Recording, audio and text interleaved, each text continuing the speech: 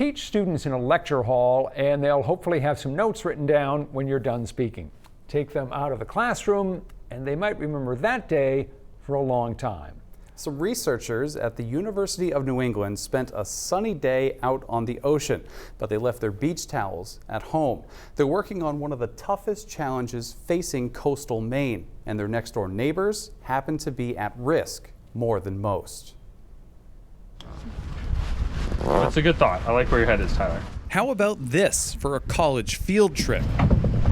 These are science students and professors from the University of New England. Their Biddeford waterfront campus offers more than one of the prettiest views in academia. They do research here that has a direct impact. Math calculations by hand. Just 2 weeks into their school year, I joined them on a boat trip into Saco Bay as they brought a weather station out to Ram Island, which the school owns. But let's take all the tools. While the others tried to find an anchor spot in the rocky soil. Oh, this is where we should do it, Emily, look. Professor Will Kaczynski and junior aquaculture major Tyler Janik set up the instruments. He was like, let's go out there and set these instruments up, and yeah, I'm really happy to be out here right now, early in the school year. I don't think a lot of students get to do this. That way. Earlier this year, UNE installed a seismometer in the cabin on the island. Someone told me at one time they used to sleep upstairs. It can pick up the force of each wave that crashes onto the rocks. So you see these clear daily cycles, but we also see patterns from storms, like the Hurricane Aaron that came through last month and was throwing waves at coastal Maine. You know, we saw that as well, where you have this increased action in the shaking of the earth, in this case, the shaking of the seismometer in Ram Island. All of that data is fed back to the lab nearby on campus. We're picking up activity from around the world, but we're also picking up wave data as well. So it'll be really interesting as storm season comes through, looking at this data, because it will give us some information.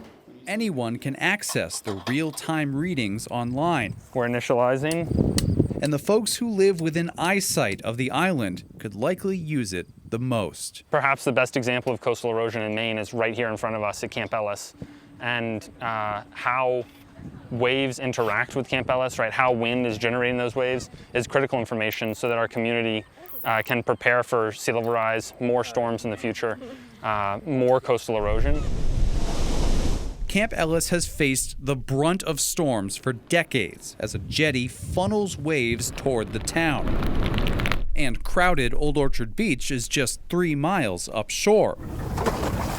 All right. In 2022 and 23, I was on board as UNE researchers tossed a sharp detecting buoy in the bay.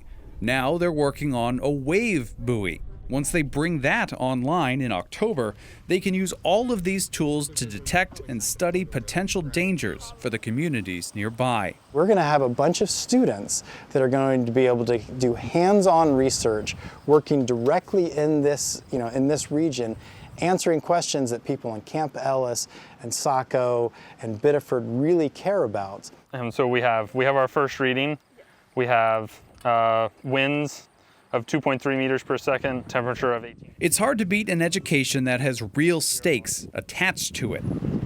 And whether they're from here or just here for a degree, the students will learn what it takes to be a good neighbor when the next storm rolls in.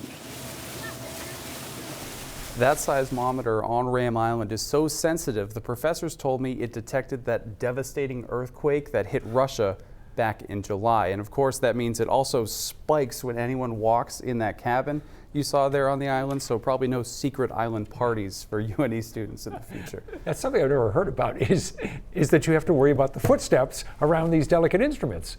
It detects it every makes wave. sense. It makes sense, but I've never heard of that in terms of scientific research. It's something they have to keep in mind. Yeah. I hope you were on your best behavior out there. I was.